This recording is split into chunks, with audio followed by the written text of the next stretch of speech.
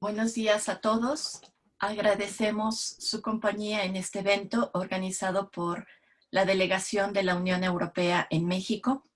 Agradecemos el apoyo también para la realización de este evento de la Embajada de México, de la Embajada de Eslovaquia y de la Embajada de Rumanía en nuestro país.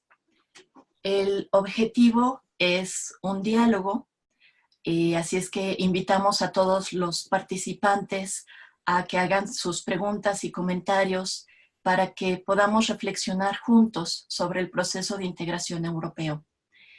Es una integración que a 70 años de la declaración de Robert Schuman se ha transformado, incorporando temáticas económicas, políticas y temas sociales, pasando de 6 países fundadores a los 27 actuales. Para iniciar el diálogo, les iré dando la palabra a los embajadores para una presentación inicial y después pasaremos a algunas preguntas, intercalaremos algunas preguntas que vayan llegando y bueno, pues sin mayor preámbulo les doy la palabra al excelentísimo embajador de Bélgica en México, el señor Antoine Ebran. Por favor. Muchas gracias y buenos días a todos los participantes. Muchas gracias de estar tan numerosos para escucharnos y para tener interés en este tema de la propia Unión Europea. Como a mí me toca empezar, voy a empezar un poco a hablar sobre las circunstancias históricas que rodean la Declaración Schuman de 1950, porque esa declaración viene a un momento histórico en Europa que es muy particular. Es el momento de la reconstrucción después de la guerra. La guerra termina en 45, como lo saben, pero solamente son 5 años después y tenemos un continente europeo que está completamente destrozado por esta guerra, millones de muertos, una economía que no funciona, una agricultura y una suficiencia alimentaria que tampoco no funciona y los europeos están enfrentando al reto de la reconstrucción del propio continente y de sus propios países. La visión que tiene Schuman y también otros europeos, pero es Robert Schuman que la exprimó en su discurso de 1950, él tiene en mente la construcción europea y el reto de avanzar con estos países que eran los enemigos de ayer y de fomentar soluciones para ¿cómo se dice? Que la paz siga después de la propia seguridad mundial. Y es proponer un mecanismo que va a asegurar que los países europeos van a poder seguir en paz con cooperaciones muy concretas.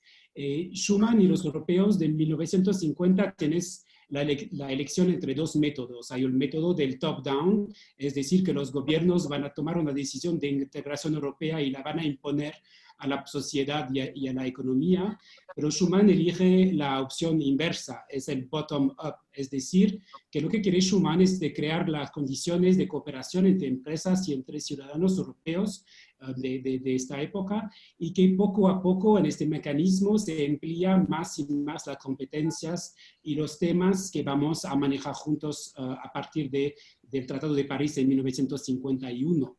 La elección de Schuman es el carbón y el acero, son dos materias bien específicas que decidimos entre 6 países de juntar y de tener un manejo conjunto.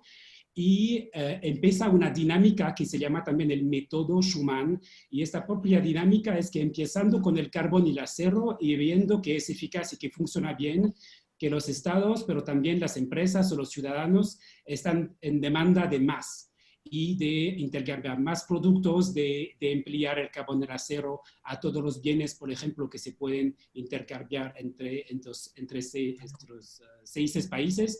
Y así poco a poco, de 1950 a hoy en día, como Beatriz ya lo recordó, pasamos de una unión de 6 Estados miembros a 27 Estados miembros y pasamos de la CECA a la Comunidad Europea, a Schengen, al euro y a todos los otros cooperaciones particulares a que se agregan de manera, vamos a decir, casi natural en este método Schuman que empezó en los años 50. Si me permiten una poca palabra sobre el país como Bélgica. Somos miembro fundador, un pequeño país, ahora somos 11 millones de habitantes, pero en 1950 éramos más pequeños que hoy, por supuesto. Pero somos un país que ya desde los años 20 entramos en integración regional con Luxemburgo, nuestro vecino que es el Gran Ducado de Luxemburgo, y entramos en una cooperación económica y compartimos una moneda desde ya los años 20, el franco belgo y el franco luxemburgo, que tenían paridades y que se podían utilizar de cada lado de la frontera. En 1944 ampliamos esta cooperación con Países Bajos y fundimos el Benelux, Bélgica, Nederland y Luxemburgo, una asociación de 3 países que ya es una integración en muchos ámbitos, como el ámbito de la libre circulación de personas, por ejemplo. Es algo que ya empezamos en 44. Así que por un país como Bélgica, lo que está pasando en 1950 con la Declaración Schuman es algo que entra completamente ya en la mentalidad que tenemos de avanzar hasta más cooperación regional con nuestros vecinos. Y aquí les dejo por ahora por la parte histórica, vamos a decir. Muchas gracias, señor embajador. Vamos a iniciar con esta parte que el título de nuestro webinar en esta ocasión es De Schuman al COVID-19 y vamos a ir presentando lo que son los logros y los retos del proceso de integración de la Unión Europea. Le doy la palabra a la excelentísima embajadora Teresia Shaigalikova y también aprovecho para darle la bienvenida a nuestro país. Gracias, Beatriz. Bueno, respecto a Eslovaquia también es una historia bastante interesante. Después de la Segunda Guerra Mundial, desafortunadamente mi país se quedó en el bloque bajo mando de la ex Unión Soviética. Éramos siempre un país independiente como Checoslovaquia, pero tuvimos un régimen socialista. Sin libertades y derechos humanos. Entonces, esto duró 40 años. En 89 llegaron los cambios que empezaron en Alemania del Este en aquella época y en Checoslovaquia se produjo una revolución que se llamaba de terciopelo. Y en 89 llegó el cambio democrático para mi país. Yo en aquella época estuve estudiando en la universidad, recién empecé, entonces ya tenía noción qué es lo que pasaba a los 20 años de mi vida y que no está bien. La revolución de terciopelo empujaron los estudiantes en la universidad, entonces yo estaba en el centro de movimiento. Después de 89 cambió el régimen a un régimen democrático. En Checoslovaquia tuvimos primeras elecciones libres y en 93 surge mi país. Se divide Checoslovaquia en 2 partes.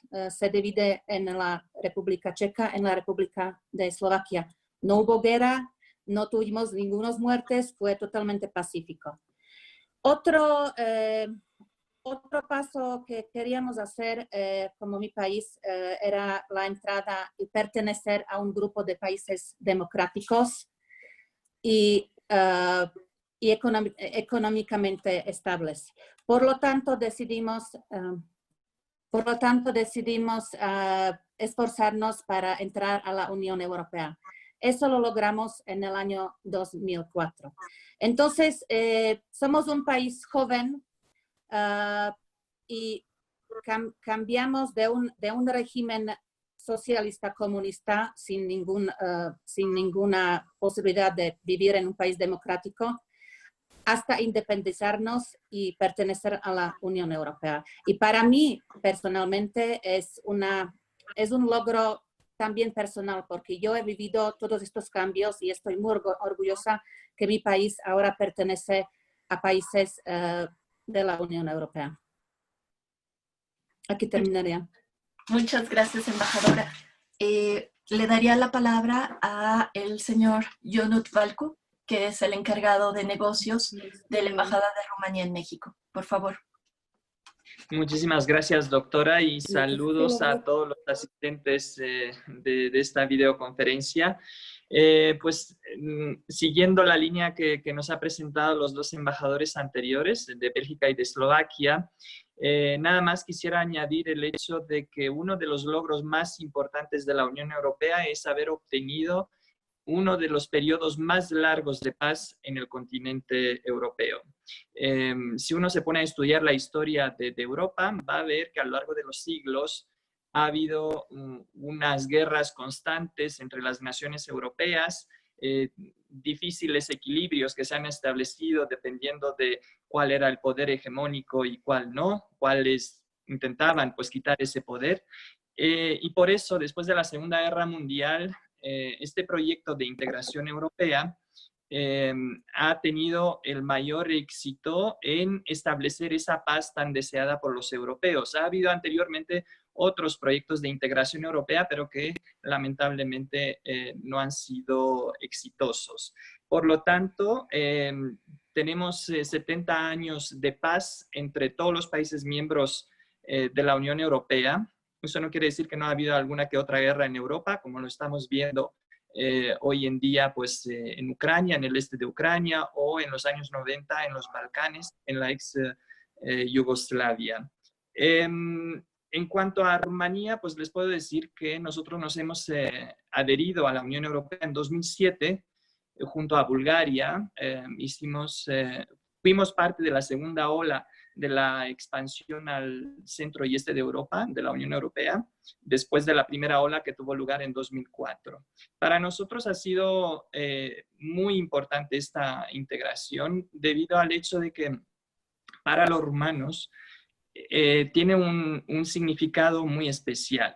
Después de haber estado casi medio siglo bajo la cortina de hierro, en la órbita de la Unión Soviética, y como decía la embajadora de Eslovaquia, sin poder disfrutar de una democracia verdadera, la integración en la Unión Europea ha sido percibida por la sociedad rumana como un retorno a la gran familia europea de naciones libres y democráticas, porque por otro lado también hemos sentido que la dictadura comunista ha sido un régimen impuesto desde fuera, porque nada más para darles una idea, antes de la Segunda Guerra Mundial, en Rumanía, el Partido Comunista nada más contaba 2.000 miembros. Esto en un país de 18 millones en aquel entonces. Por lo tanto, la imposición de la dictadura comunista en 1947 fue realizada bajo la presión del ejército soviético de ocupación después de la Segunda Guerra Mundial. Por lo tanto, 2007 para nosotros es un hito muy importante en la historia de Rumania porque nos permite regresar a la gran familia europea a la que siempre hemos sentido que pertenecíamos. Muy bien, muchas gracias. Le doy la palabra al señor Jean-Pierre Bou, es el jefe, es el encargado de negocios, perdón, de la delegación de la Unión Europea en México. Buenos días y muchas gracias por esta oportunidad de platicar con ustedes y con los estudiantes también. Es un gran placer y un honor para mí participar en esta discusión. Hoy, naturalmente, como lo saben ustedes, tenemos en la delegación de la Unión Europea una tradición de cooperación muy estrecha con la UNAM y también con otras universidades en México. Entonces, es siempre un gran gusto estar con ustedes. Pues, para mí, yo me encuentro en una situación un poquito diferente de la de mis colegas porque no estoy representando a un Estado miembro particular de la Unión Europea en México. Sin embargo, puedo compartirle mis impresiones personales de lo que la Unión Europea ha significado para los países de la Unión Europea y en particular para Francia, porque soy un ciudadano francés, naturalmente. Lo que puedo decirles es que en los años 80, siendo yo un joven francés, la Unión Europea, el proyecto europeo me hacía soñar porque para mí significaba un futuro positivo para mi país y para Europa. Siempre me sentí europeo, siempre sentí que las diferencias que habían entre los varios Estados miembros de la Unión Europea y los demás Estados europeos que en esta época no eran todavía miembros de la Unión Europea, que estas diferencias eran mucho menos importantes que lo que teníamos en común. Entonces, para mí fue un gran placer y un sueño realizado, esta oportunidad de poder trabajar para la Unión Europea, primero para la Comisión Europea y después para el Servicio Europeo de Acción Externa. Hay creo que a veces es probablemente difícil desde México realizar todo lo que la Unión Europea ha logrado para nosotros. Y por un momento no voy a hablar de temas de política exterior, sino de temas internos, de temas que tienen una importancia en el día a día de la vida de los ciudadanos europeos. Tomando solo unos ejemplos, reglas que han facilitado la vida de los consumidores europeos cuando están comprando bienes físicamente o vía la internet en un otro país de la Unión Europea. Algo que me interesa mucho personalmente también es el tema del medio ambiente, porque la Comisión Europea hace ya muchos años, en los años 70, inició un proceso de iniciativas europeas para la protección del medio ambiente y instrumentos muy importantes como, por ejemplo, la directiva sobre las aves salvajes o la directiva sobre hábitats, que han realmente puesto en su lugar los primeros instrumentos importantes de protección del medio ambiente a nivel europeo, y después han tenido mucha importancia a nivel europeo para fortalecer la biodiversidad. A nivel externo también, la Unión Europea ha tenido un papel muy importante, sea en temas como la ayuda al desarrollo en varias regiones del mundo, en África sobre todo, pero también en partes del mundo como América Latina. Entonces, solo para indicar que como europeos juntos hacemos mucho más de lo que podríamos hacer en isolación. Y creo que esto es muy importante, y creo que vamos a llegar a este tema después, pero creo que la crisis actual del COVID es un reto muy importante naturalmente, pero es una oportunidad más para la Unión Europea para mostrar que juntos podemos hacer mucho más que separados. Muchas gracias.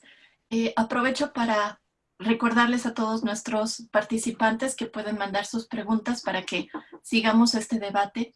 Yo, aprovechando lo que mencionan de cómo cada uno de sus países fueron motivados a participar en el proceso de integración, algunos de ellos siendo países fundadores y otros están incorporándose en estas adhesiones futuras del 2004 y del 2006. A mí me llama mucho la atención, y siempre nos hacen la pregunta de por qué como mexicana se te hizo interesante participar o estudiar lo que son los temas de Unión Europea. Y aquí yo lo quiero ligar y lo quiero comentar sobre los logros del proceso de integración.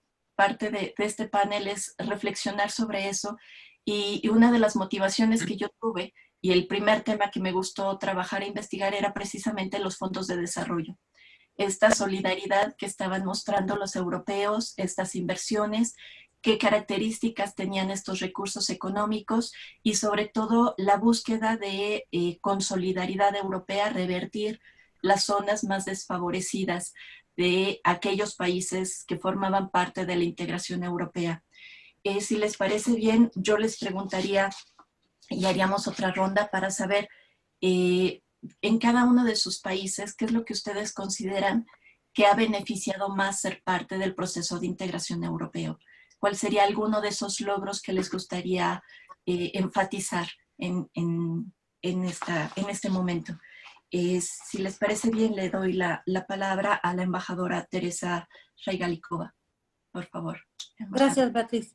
Bueno, los logros que me gustaría enfatizar son muchos. Como para nosotros estamos viviendo totalmente una nueva realidad en comparación antes del año 89. Pero obviamente no puedo mencionar todos, pero un logro es que 60% de las finanzas públicas provienen en Eslovaquia de los fondos estructurales de la Unión Europea. Se construyeron carreteras, se renovaron escuelas, se invirtió en las energías limpias, pero para un ciudadano eslovaco simple, ¿qué es lo que le interesa? Poder viajar. Antes no podíamos 40 años viajar, ahora podemos viajar.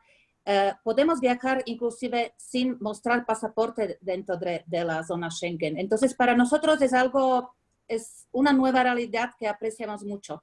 También desde 2009 somos parte de la moneda común euro, entonces podemos pagar en euro.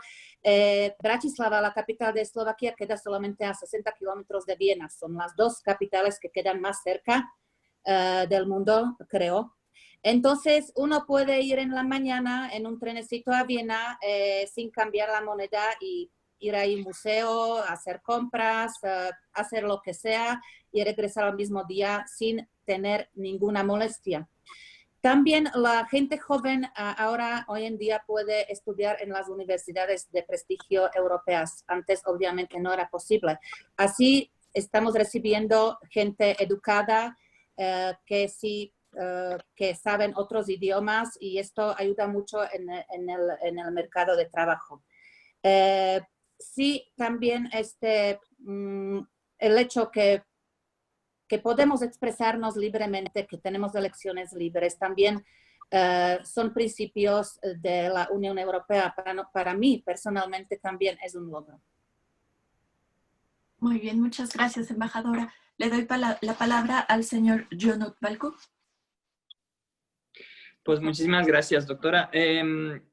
Igual como decía la embajadora Teresia, para los países del este, que en general la gran mayoría, si no casi todos, son beneficiarios de los fondos europeos de desarrollo, de cohesión, y son no contribuyentes, sino recibidores netos de apoyos de la Unión Europea en este momento, porque justo el principio que está en la base de toda esta solidaridad europea es el de hacer una transferencia de recursos para apoyar a aquellas regiones menos desarrolladas en Europa para que lleguen al promedio europeo, de tal manera que se disminuyan las discrepancias sociales, económicas, que existe entre las distintas regiones de nuestro continente.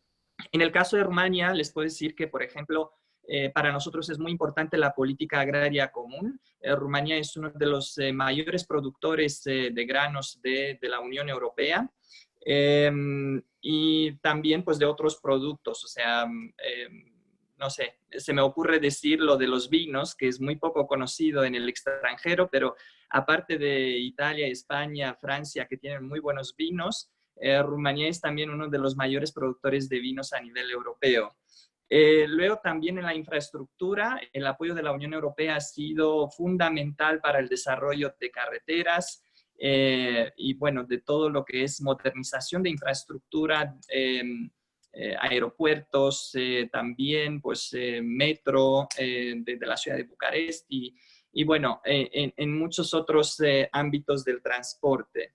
La libre circulación es uno de los aspectos que más gusta a los ciudadanos rumanos.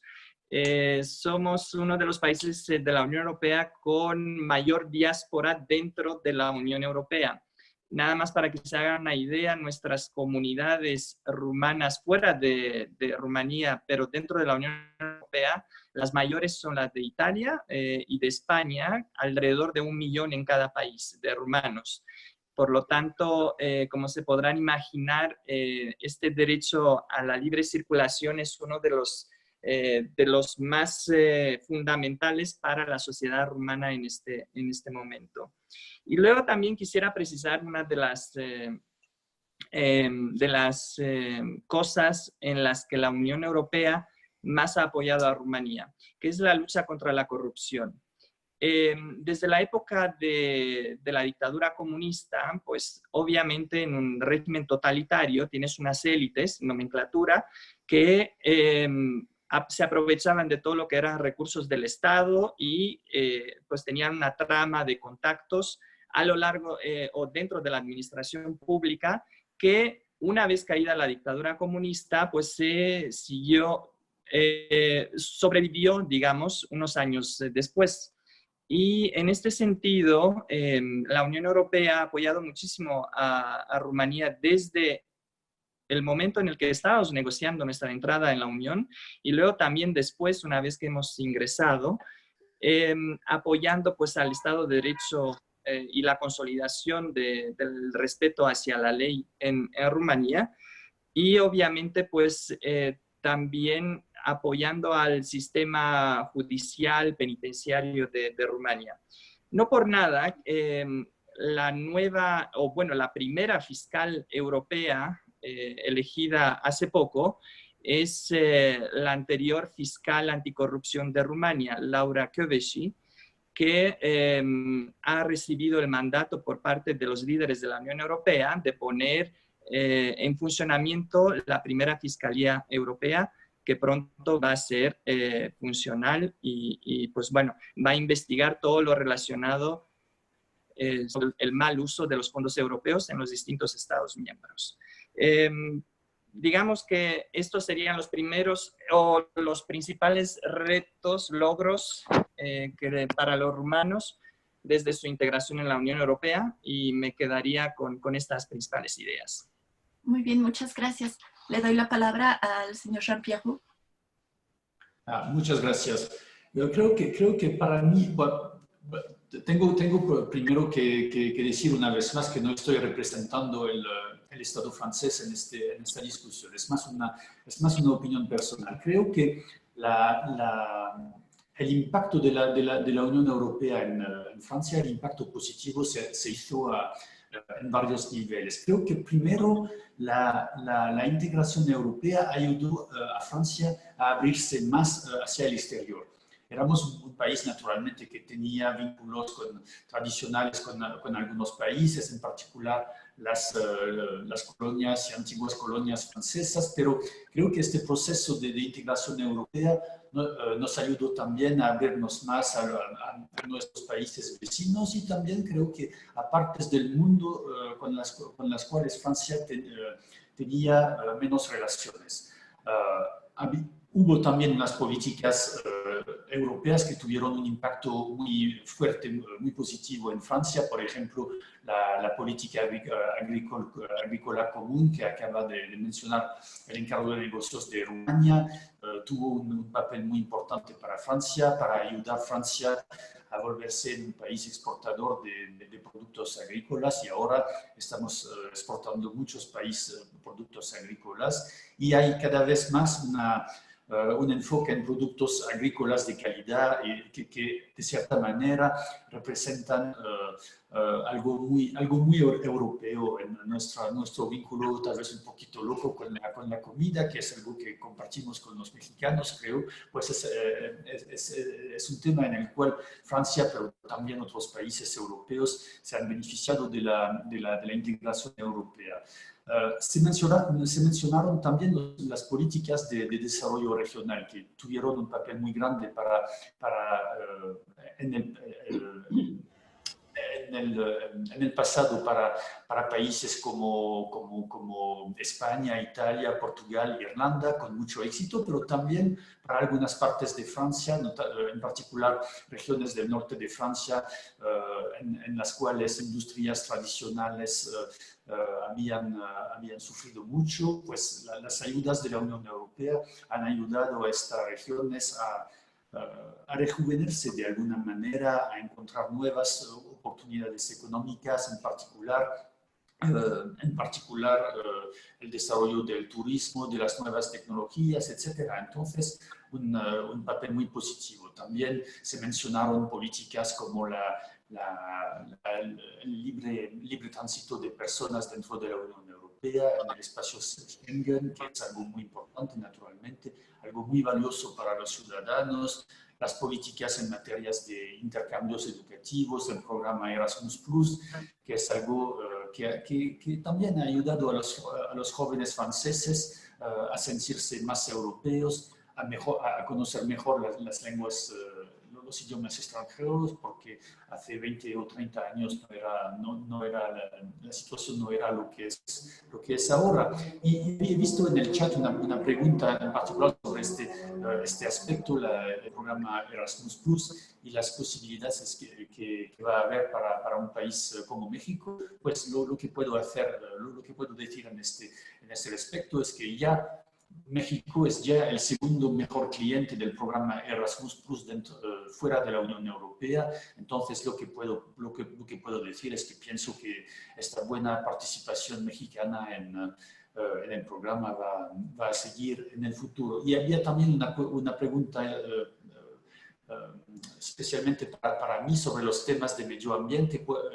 ¿Cuáles fueron las iniciativas más importantes tomadas por la Unión Europea en este tema? Pues, como lo indiqué, a mi parecer, las iniciativas en materia de protección y promoción de la biodiversidad fueron muy importantes, porque un porcentaje importante de las zonas protegidas en los países de la Unión Europea lo son gracias a iniciativas de la Unión Europea, las zonas de protección especial para las aves y también el programa LIFE de apoyo a iniciativas en estos temas, pero también hay que recordar que hubo mucha normativa europea en temas como la calidad de agua, la calidad del aire, también los temas de gestión de los residuos, y ahora el gran reto que está directamente vinculado con la lucha contra el cambio climático es la promoción de lo que llamamos la economía circular. Es una temática que tiene ecos en México. Estamos discutiendo con México en estos temas, y básicamente significa la promoción del reciclaje, de la reutilización de objetos para ayudar a ahorrar recursos raros. Entonces, sí, un panorama muy, muy amplio y cosas que han impactado directamente la vida de los ciudadanos y que van a seguir haciéndolo en los años que vienen. Muy bien, muchas gracias. Le doy la palabra al embajador Antoine Evra. Gracias. Para mí y para Bélgica, el tema de la reconciliación era muy importante. Hay que acordarse otra vez, para mi propio país, que hemos sido ocupados 2 veces en el siglo XX por los alemanes, y la generación de mis abuelos, por ejemplo, han vivido estas ocupaciones 2 veces durante el siglo XX. El reto era de explicar a esta generación que tenía un cierto odio por el enemigo de ayer, que era Alemania, que a partir de ahora nos vamos a reconciliar, pero no solamente nos vamos a reconciliar, vamos a entrar juntos en una espiral de confianza con los enemigos de ayer, Italia, Alemania, y de otro lado Francia y los 3 países del Benelux. Esta dimensión de la reconciliación es una dimensión muy, muy importante. Es difícil de explicar a una población tan pocos años después de la guerra que a partir de ahora el destino de Bélgica va a ser ligado al destino de Alemania y al destino de otros países. Y para repetir lo que dijeron los embajadores de Rumania y también de Eslovaquia, esta confianza que tenemos entre nosotros, pero también el hecho que el bienestar de cada país de la Unión Europea está en favor de los otros. Es decir, que cuando se construyen con dinero europeo carreteras en Rumania, para tomar este ejemplo, no solamente tiene beneficios por los rumanos, por supuesto que tiene para ellos, pero también para los belgas. Hay pymes en Bélgica que tienen un mercado en Rumania o en Eslovaquia que se le abren a ellos con reglas compartidas que son las reglas de Bélgica, y de repente tenemos nuestras empresas en Bélgica tienen un mercado más y más y más amplio para hacer negocio en Europa. Así que hay que entender que la solidaridad no solamente es una solidaridad directa de apoyar a las regiones o a los estados que están abajo del promedio europeo, pero que también esas operaciones van al beneficio de todos los otros. Y eso es una dimensión importante. No es tanto gratuito, no es un acto de generosidad, es también el bienestar de cada país de la Unión Europea influye al bienestar de los otros, y eso es una dimensión muy importante. Muy bien, muchas gracias, embajador. Han estado llegando varias preguntas, la mayoría sobre todo enfocadas a esta segunda parte de nuestro título de este webinar, que es sobre todo los retos del proceso de integración ahora. Ha tenido logros, lleva más de 70 años después de esa declaración de Robert Schuman, en la cual se han estado conformando muchos tratados, estas negociaciones políticas, etcétera. Y ahora parte de las preguntas están enfocadas sobre todo hacia dónde va esta integración europea. Y mencionan obviamente algunos de estos retos. Hay preguntas sobre Brexit y las implicaciones de la salida de Reino Unido. Algunos sobre, lo mencionaba hace un momento el señor Jean-Pierre Bou, sobre protección ambiental, sobre temas de gobernanza y participación ciudadana, y también algunos temas sobre ampliación del proceso de integración, si todavía se considera algo viable a un corto o mediano plazo. Entonces, yo quisiera abrir esta ronda para ir incorporando de estas preguntas que nos están haciendo. Algunas son muy específicas, en las cuales nos habla así de Brexit, qué implicaciones tiene con el sector de salud, algunas un poco más generales sobre política exterior, por ejemplo, los temas de Unión Europea, Estados Unidos, China y esta nueva conformación de un orden internacional con diferentes polos de poder. Entonces, si les parece bien, abrimos esta siguiente ronda con algunas de sus reflexiones sobre hacia dónde va el proceso de integración.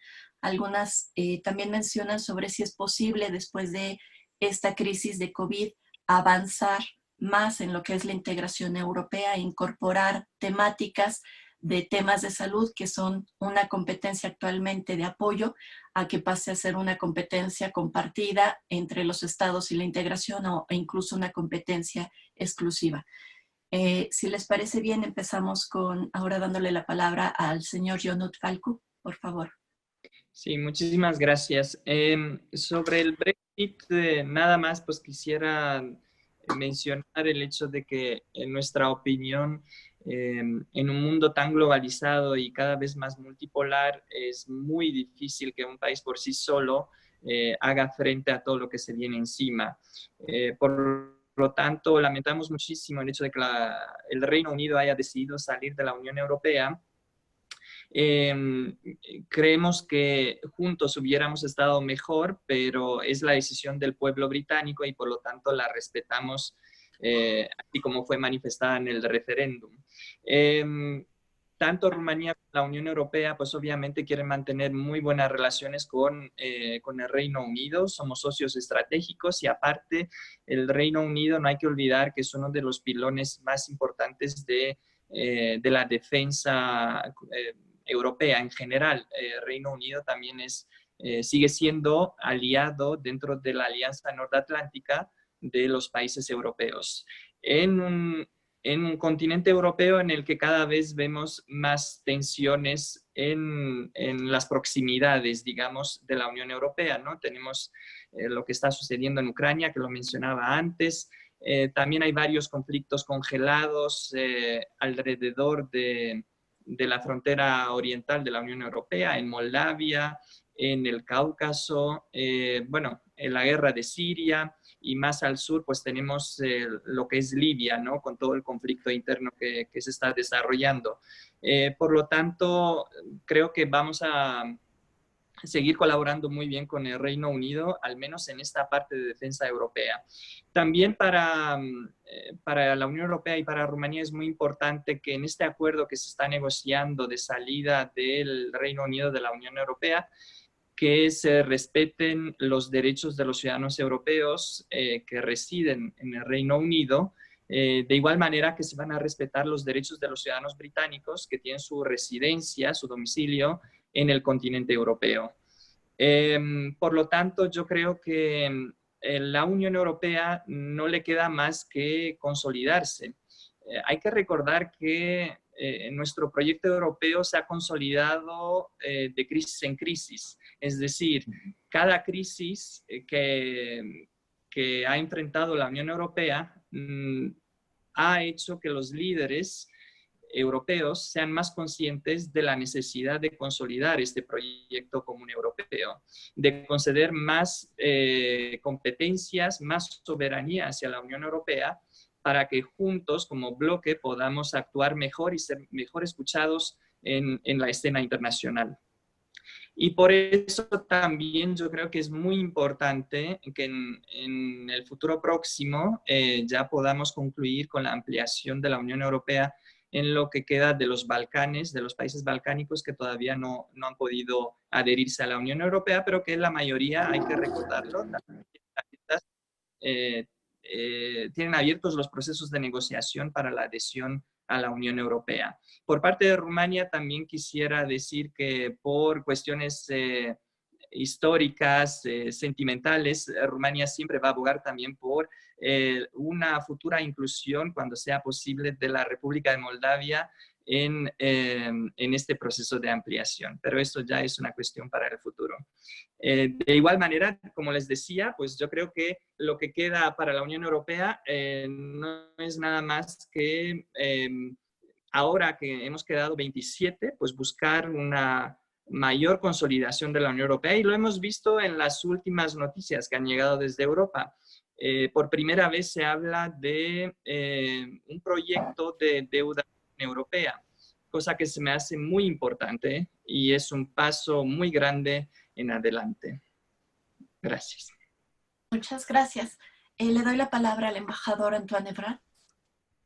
Yo quería subrayar que no se puede esperar de la Unión Europea que reacciona a todo tiempo de manera rápida, con decisiones muy contundentes de manera muy rápida. Tienen que recordar que estamos en un proceso democrático donde al nivel de la Unión Europea hay 27 gobiernos que se sientan a la misma mesa. 27 es mucho, ya una pareja de dos, a veces es difícil de tomar decisiones donde todo el mundo tiene y siente que ha tenido lo que se espera. Para 27 es aún más difícil, pero también hay que recordar que en cada uno de estos 27 también hay un proceso democrático nacional y a veces federal que hace que una decisión tomada a 27 requiere muchísimo diálogo adentro de los Estados miembros primero y adentro de regiones o de instancias federativas en unos Estados miembros. Y hay que recordar la importancia de este debate y de este proceso democrático para no esperar de la Unión Europea que de un día al otro se pueda adoptar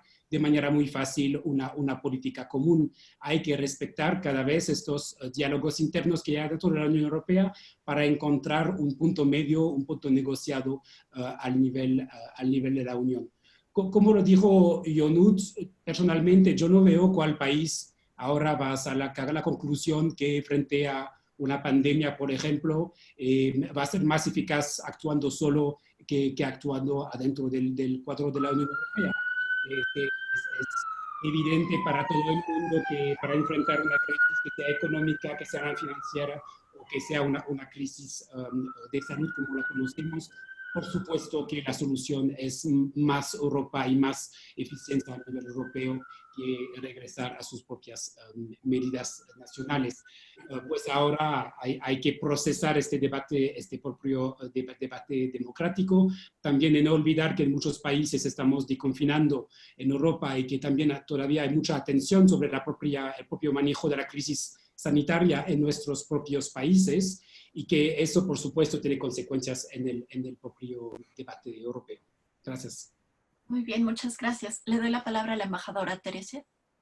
Gracias, Beatriz. Concuerdo con todo lo que dijeron mis compañeros, embajador de Bélgica y encargado de negocios de Rumanía. Respecto a Brexit, para Eslovaquia es muy importante tener algún acuerdo, llegar a un acuerdo con el Reino Unido, ya que en Gran Bretaña viven unos 80.000 eslovacos que están trabajando ahí, son residentes ahí. Entonces, sí, como dijo Ionut, para que se respeten los derechos de los británicos en Eslovaquia y los eslovacos que ya viven y trabajan en el Reino Unido. Sí, respecto a la ampliación, creo que hubo alguna pregunta. Creo que en este término de la Comisión, de la Eurocomisión, parece que no hay un acuerdo que en esta temporada entre algún nuevo país. Eslovaquia también es un gran abogado para que nuevos países balcánicos entren a la Unión Europea, pero creo que esto es una cuestión de futuro. Y sí, como dijo Antoine, embajador de Bélgica, sí, entre una pareja, sí, se producen divorcios. Imagínense en un grupo de 27 que cada uno es cabeza, ¿no? Entonces sí se necesita mucha sabiduría, paciencia y perseverancia en las negociaciones dentro de la Unión Europea. Aquí terminaría. Muy bien, muchas gracias. Le doy la palabra al señor Jean-Pierre Bou. Pues no me queda mucho por añadir en estos temas porque creo que los compañeros ya lo dijeron todo, más o menos. Creo que sobre el tema del Brexit, creo que no tengo más que añadir. Sobre el tema de la ampliación, hay que subrayar que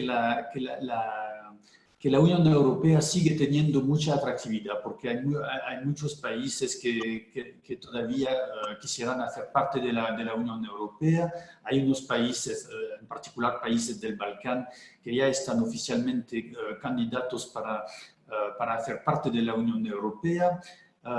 Es un proceso que toma tiempo porque es un proceso que se hace muy en serio. Hay todo un proceso de aproximación a la Unión Europea, de adaptación de las reglas jurídicas, etc. Normalmente es un proceso que lleva años, pero la ventaja de este método es que los países, una vez que lleguen a la Unión Europea, estén muy preparados, estén capaces de aplicar las reglas comunitarias que la verdad son bastante complicadas. Hay un corpus jurídico muy importante y creo que para mí no hay duda que con estos países también conseguiremos que ellos puedan hacer parte de la Unión Europea en buenas condiciones. Muy bien, gracias. Tengo varias preguntas. La verdad es que agradezco la participación de todos los que nos están enviando sus preguntas. Algunas, sobre todo, me agradan porque se ve el gran conocimiento que tienen del proceso de integración. Algunas son muy específicas, hablando sobre los retos del Pacto Verde y algunas cosas que vienen más. Hay algunas que a mí me llaman mucho la atención, que tiene que ver con seguridad, que tiene que ver con la perspectiva de terrorismo. Y también yo creo que sobre todo para esta siguiente ronda les pediría algo que mencionan aquí, que es la crisis de COVID y la respuesta dentro de los países de Unión Europea y también el apoyo que está dando Unión Europea a algunos países con esta pandemia. Hay unos recursos económicos que hay para América Latina, que hay para México, y si nos quisieran comentar un poco más sobre esta perspectiva, ¿no? De qué pasa con COVID y qué pasa hacia el futuro de la integración en este tema. Muchas gracias. Empezaríamos, si les parece bien, con el embajador Antoine Ebrard. Mejor empezar con Jean-Pierre, que nos va a dar un panorama completo de lo que hace la Unión Europea afuera de la propia Unión y aquí en México. Si me permites, Jean-Pierre. Claro. Ok, no, creo que pues hay una respuesta en varios niveles. Primero, a nivel económico. Creo que esta crisis ha provocado un nivel de respuesta de la Unión Europea sin precedentes, porque hemos tenido muy rápidamente acuerdos para movilizar recursos muy importantes para ayudar a los países de la Unión Europea a hacer frente a este reto. Este reto es un reto de todos, pero como lo saben, ha afectado más a algunos de los Estados miembros. Por eso la Comisión Europea ha trabajado para configurar un paquete de ayudas que, lo repito, es sin precedentes en la historia de la Unión Europea. Se trata de una respuesta a varios niveles. respuesta para ayudar a los países de la Unión Europea a reforzar sus sistemas de salud, respuestas para abrir posibilidades de financiación de préstamos a empresas de la Unión Europea que están padeciendo por esta crisis. Hay muchas empresas que han perdido mercados, que han tenido que parar sus actividades, etcétera. Y también ayudas a las personas que se han visto enfrentadas a situaciones de desempleo parcial por esta crisis. La Unión Europea ha movilizado recursos para ayudar a los Estados miembros a hacer frente a los costos de desempleo de estas personas. Ha habido también otros elementos de respuestas, por ejemplo, políticas para que los Estados miembros puedan comprar insumos médicos de manera conjunta. Esfuerzos, naturalmente, y hemos tenido una conferencia virtual hace 2 o 3 semanas sobre este tema para promover una respuesta mundial al reto de la necesidad de tener vacunas, de tener tratamientos eficaces para hacer frente a la epidemia. La Unión Europea ha movilizado recursos importantes, pero también se han movilizado otros socios y me alegra decir que México es uno de los socios que se han juntado a esta iniciativa y hasta la fecha, esta iniciativa ha logrado movilizar casi 10.000 millones de euros para hacer frente a los retos sanitarios de la crisis del COVID. Y otra dimensión que es de interés más directo para un país como México es la dimensión externa de esta movilización. La Unión Europea ha puesto en marcha un paquete que llamamos Team Europe o Equipo Europa para ayudar a nuestros varios socios alrededor del mundo también a hacer frente a esta crisis. Dentro de este paquete que suma casi 20.000 millones de euros, tenemos casi 1.000 millones de euros para América Latina y dentro de esta cantidad vamos a tener una alocación para México que podría ser más de, hasta la fecha, de 7 millones de euros y estamos ahora mismo discutiendo con varias entidades mexicanas, en particular la Amexid, sobre cómo utilizar estos recursos. Creo que la mayoría se utilizará para reforzar el sistema de salud mexicano y su capacidad de respuestas a tales desafíos, pero también estamos previendo alocaciones para apoyar en particular a ciertas poblaciones más vulnerables frente a estos retos, en particular las mujeres con el tema de la violencia doméstica, pero también los jóvenes y naturalmente personas como los miembros de comunidades indígenas. Entonces estamos todavía trabajando sobre esta respuesta a nivel de México con los Estados miembros de la Unión Europea, también porque estamos trabajando juntos, pero también con las entidades oficiales mexicanas encargadas de estos temas. Muchas gracias. La otra pregunta viene sobre qué respuestas hay ante COVID y qué implicaciones puede tener. Sobre todo hay una pregunta también que nos hacen sobre el auge de nacionalismos o de respuestas más estatales en lugar de la supranacionalidad y la solidaridad europea. No sé si quieran comentar algo al respecto. Le daría la palabra al señor Jonut Valku, por favor. Muchísimas gracias. Voy a empezar con lo de la respuesta a esta crisis y quisiera completar un poco lo que dijo Jean-Pierre. A nivel de la Unión Europea también tenemos un mecanismo de protección civil europeo que ha demostrado su eficacia justo en esta crisis. Por un lado, este mecanismo que permite a los Estados miembros coordinarse en tiempos de crisis, ha permitido, por ejemplo, la repatriación de muchísimos ciudadanos europeos que se han quedado varados por todo el globo, por todo el mundo. Hay países que tienen posibilidades de organizar vuelos de repatriación y entonces a través de este mecanismo se transmite a los demás Estados miembros la información sobre dicho vuelo y de tal manera que las embajadas de los Estados miembros puedan inscribir en ese vuelo, en la lista de pasajeros, a sus propios ciudadanos que están bloqueados, no sé, en Nicaragua, por dar un ejemplo. También a través de este mecanismo de protección civil de la Unión Europea, varios países miembros de la Unión Europea han podido intercambiar entre ellos distintos tipos de apoyo. Por ejemplo, equipos médicos.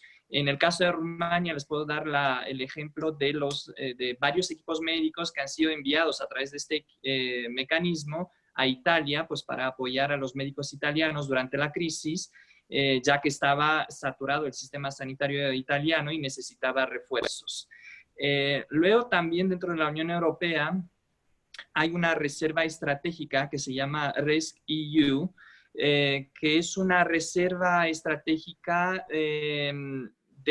en este caso de la pandemia de COVID, de equipos médicos, equipos sanitarios, ventiladores pulmonares, material de protección para el personal médico. Y en esta pandemia, Rumania pues, ha sido el primer país que ha albergado esta reserva estratégica de la Unión Europea. Prácticamente es un mecanismo a través del cual el Estado miembro al que se le encarga la tarea se preocupa por adquirir todos los insumos necesarios y bajo la supervisión de la Comisión Europea.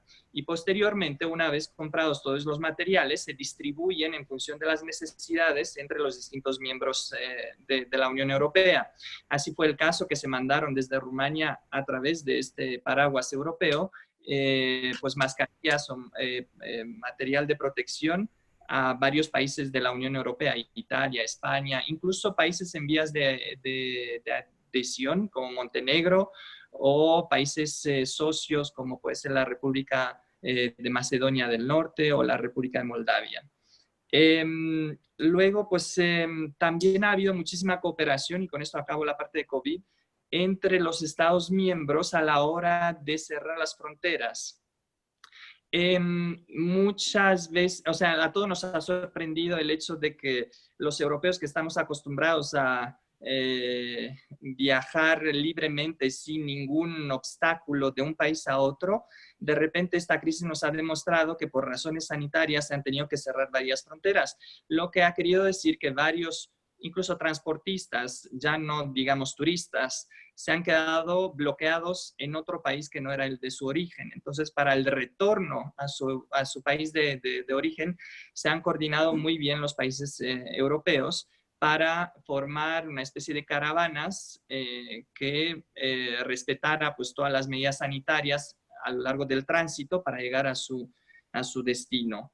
Y ligándolo con esto, el tema de los nacionalismos. Yo prefiero mantenerme optimista y pensar que ahora, después de haber visto lo que significa quedarse aislado en casa, en cuarentena, sin poder viajar, los ciudadanos europeos van a ser mucho más conscientes de la importancia que tiene la libertad, de la importancia que tiene la protección de la democracia y de los derechos fundamentales que establecen todas las constituciones europeas y los tratados de la Unión Europea.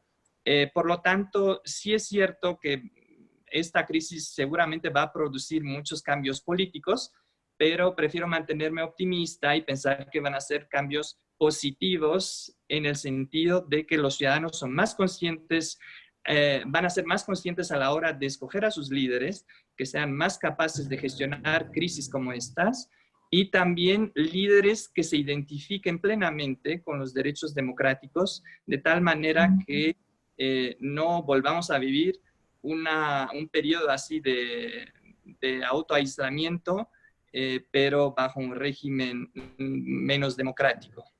Muchas gracias. Muchas gracias. Le doy la palabra al embajador Antoine Hebrard.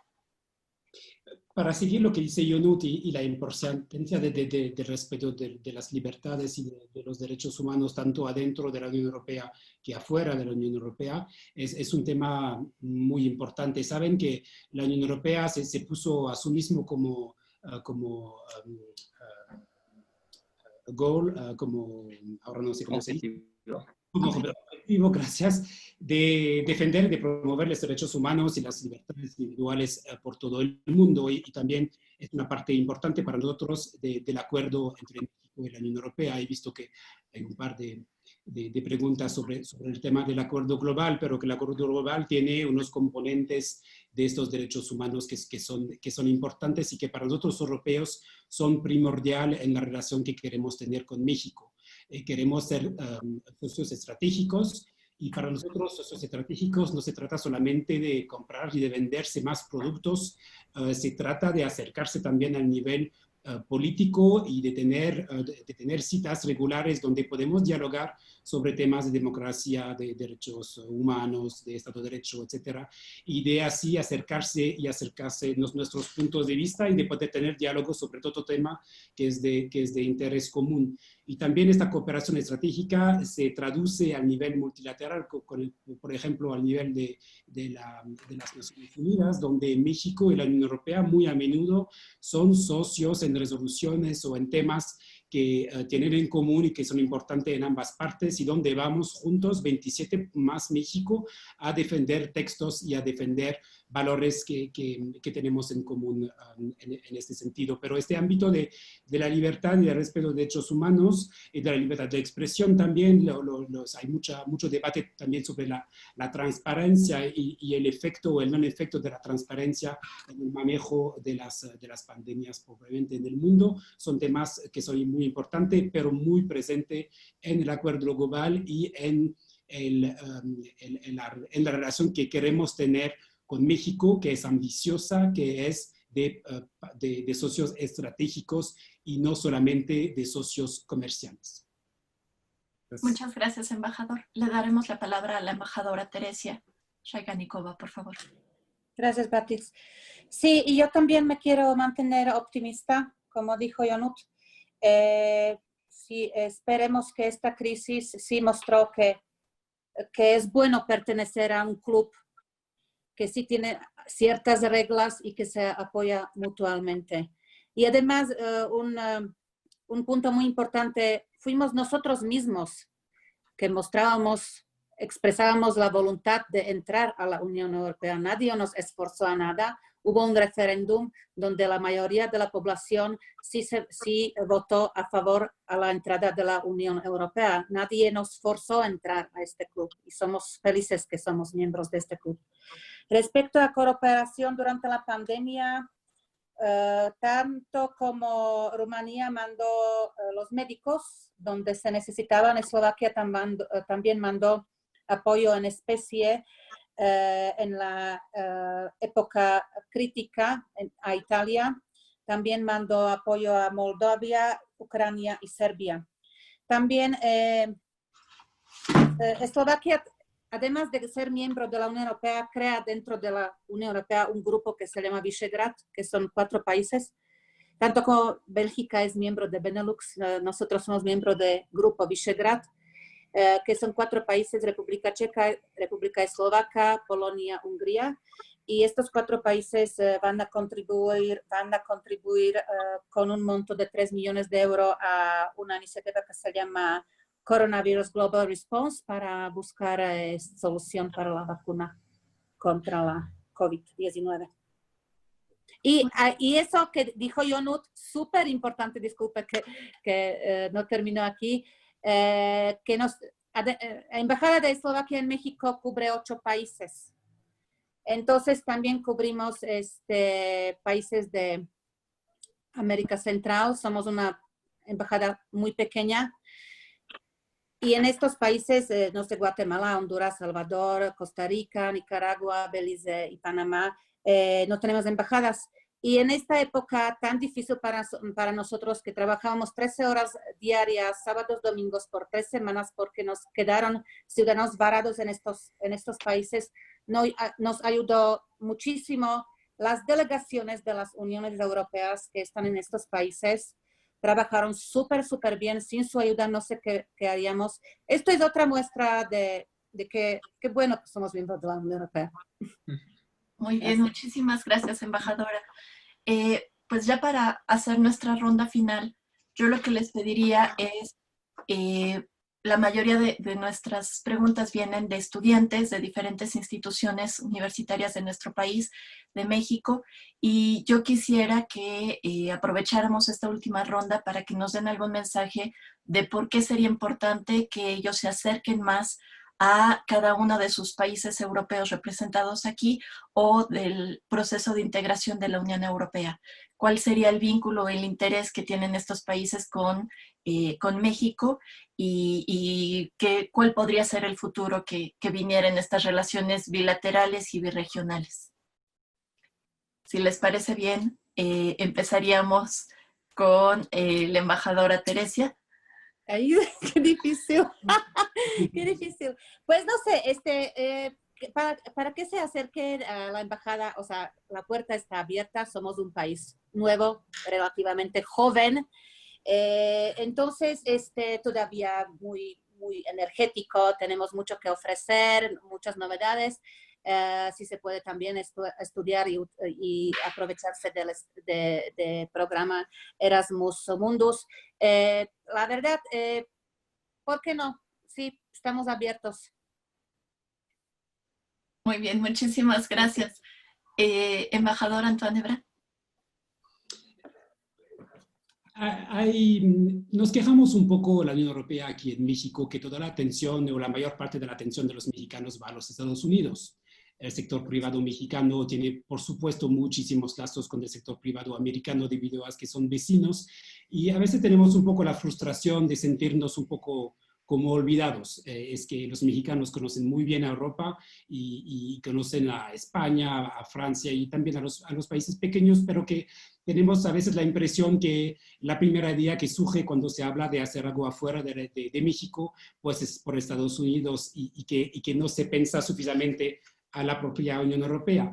Teresa ya lo dijo, tenemos el programa Erasmus que conocen todos los estudiantes y solamente les podemos invitar de manera insistente a aprovechar de esta oportunidad de ir a estudiar en países europeos, que sean grandes, que sean pequeños, hacerlo en inglés o hacerlo en un idioma nacional de un país miembro, o hacerlo simplemente en español en España, por ejemplo. Pero cada experiencia de descubrir un otro país, un otro sistema de funcionar, una otra democracia y una otra manera de hacer las cosas solamente les puede enriquecer, no solamente en su vida estudiantil, pero también en su vida profesional y en el futuro. Es decir, que este toque en su currículum cuando van a buscar un trabajo aquí en México, de poder decir que tienen una experiencia de algunos meses en un país europeo que funciona de manera diferente, que han podido aprender un idioma que es un idioma diferente y que pueden decir a una empresa mexicana que sí entienden cómo funciona el sistema europeo, qué es la Comisión Europea, qué pertenece a los Estados miembros, cómo se puede exportar y cómo se puede exportar de la manera la más inteligente y cómo se puede aprovechar el mercado europeo desde México. Son vosotros, estudiantes, ahora que hubieran podido disfrutar de la experiencia europea, que van a tener esta carta cuando van a entrar en el mundo laboral, y eso va a ser un argumento fenomenal en comparación a otros compañeros que también han estudiado con vosotros, pero que a lo mejor no han tenido la idea de tener este toque especial de yo conozco también otras partes del mundo, no solamente América Latina o Estados Unidos, pero yo también tengo un conocimiento de lo que es el funcionamiento de la Unión Europea y le da una perspectiva totalmente diferente. Muy bien, muchas gracias, embajador. Le doy la palabra al señor Jonot Valco. Por favor. Muchísimas gracias. Yo también creo que una de las razones principales para nuestra audiencia de hoy, que es mayoritariamente formada por estudiantes, yo creo que son los programas de becas que cada país miembro de la Unión Europea tiene, pero también el programa Erasmus Mundus, ¿no? que gestiona la Comisión Europea. De hecho, a nivel de la delegación de la Unión Europea hay también un proyecto de concentración de información sobre todas estas becas. Entonces, también yo les invito a que contacten a la delegación porque también ellos pueden ofrecerles un abanico mucho más amplio y no tan específico de cada país miembro, sino que, bueno, vean toda la oferta que hay a nivel de la Unión Europea. Luego, pues también una segunda razón yo creo que es lo de viajar, descubrir, porque viajar abre las mentes. Muchas veces los mexicanos cuando viajan a Europa pues se quedan en 2 o 3 capitales de Europa Occidental, que son las más famosas a nivel mundial, pues Madrid, París, Roma, pero también hay que mencionar que el viaje largo y costoso es el de México a la primera puerta de entrada en Europa. Pero luego ya una vez que uno quiere viajar en Europa es muy barato. Justo por la política de cielos abiertos que tiene la Unión Europea, las compañías aéreas están exentas de muchísimas trabas e impuestos. Entonces hay muchas compañías de low cost, de bajo coste, que les pueden facilitar vuelos y conexiones muy buenas en toda la Unión Europea, incluida Rumanía, que por cierto, nada más pues para animarles a que viajen a Rumanía, decirles que es el único país de origen latino del este de Europa, es este y centro de Europa, y que es el único país latino, pero por ejemplo de rito ortodoxo cristiano, que es el rito oriental. Entonces, por ejemplo, las becas que ofrece el gobierno rumano les da también la posibilidad de aprender rumano durante el primer año y posteriormente estudiar en rumano, que no es un idioma muy difícil.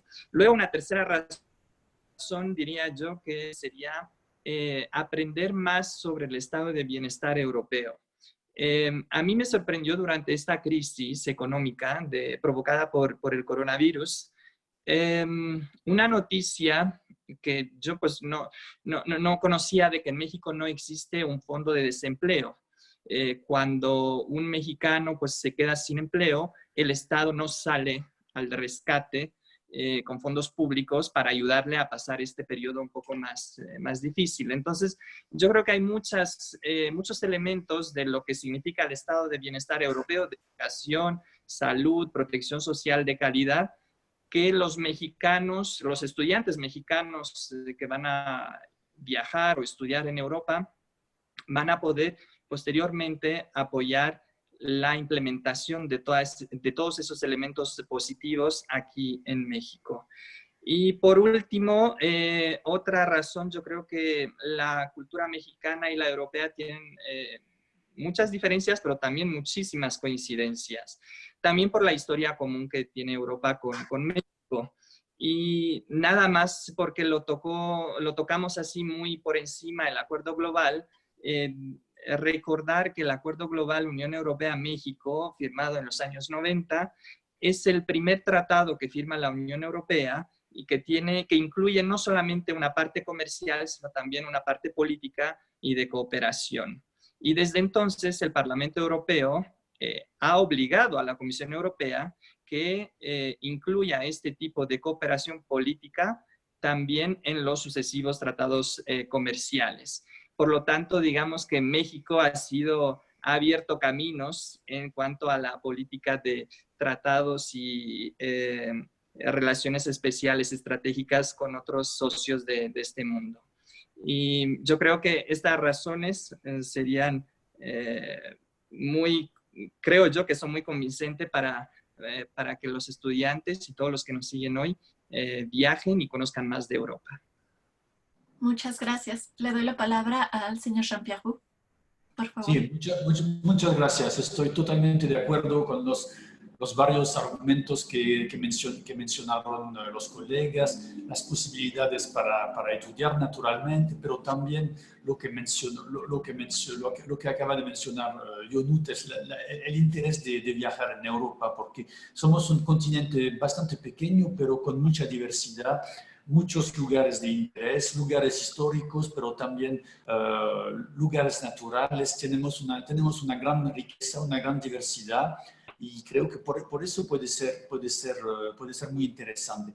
También, no sé si hay entre la audiencia estudiantes que, por ejemplo, estudian temas tecnológicos, ingenieros, etcétera, pero creo que hay también desde el punto de vista tecnológico y de investigación, hay muchos temas de interés que se están estudiando en Europa que pueden tener gran relevancia para México. Y creo que alguien en el chat hizo una pregunta sobre las tecnologías ambientales. Sí, creo que hay mucho que hemos desarrollado en Europa en temas de energía verde, pero también de renovables, también los temas que mencionaba de economía circular, que pueden tener mucha relevancia para un país como México, porque la verdad es que tenemos retos comunes y creo que podemos,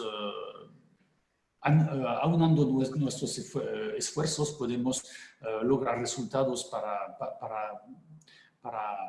tratar de llevar esfuerzos comunes para enfrentar estos retos. Hay también el tema naturalmente de Erasmus Plus que fue mencionado. Lo repito, México es un país que está aprovechándose muy bien del programa Erasmus Mundus y espero que esto va a continuar. Naturalmente la Unión Europea, como lo mencionó Yonut, la delegación está a disposición para proporcionar información sobre estos temas muy importantes. Muy bien, muchas gracias. Bueno, pues por cuestiones de tiempo, no me queda más que agradecerles a todos su participación, agradecerles a todos los que pusieron sus preguntas. Eso nos va a ayudar también a ver las temáticas que más les interesan para realizar posteriormente algunos otros ejercicios como webinars más especializados en temas que todavía quedaron ahí, por ejemplo, temáticas de migración, temáticas sobre políticas mucho más específicas. Entonces, pues les agradezco a todos por su tiempo, por la disponibilidad y sobre todo por los panelistas porque nos permiten conocer el proceso de integración europeo más allá de los libros. También en esta perspectiva de cómo se vive, qué implicaciones tiene para el ciudadano europeo de a pie y qué implicaciones tiene también en la política exterior el contar con estas delegaciones de la Unión Europea en el mundo y cómo va transformando eso y para nosotros como mexicanos, cómo nos da una perspectiva diferente de cómo están haciendo las cosas en Europa, qué podemos aprender de ellos y qué ventajas hay en todo esto. Entonces, pues sin más, les agradezco a todos y lo que les diría es que nos vemos en el próximo webinar que organice la Delegación de la Unión Europea en México. Muchas gracias.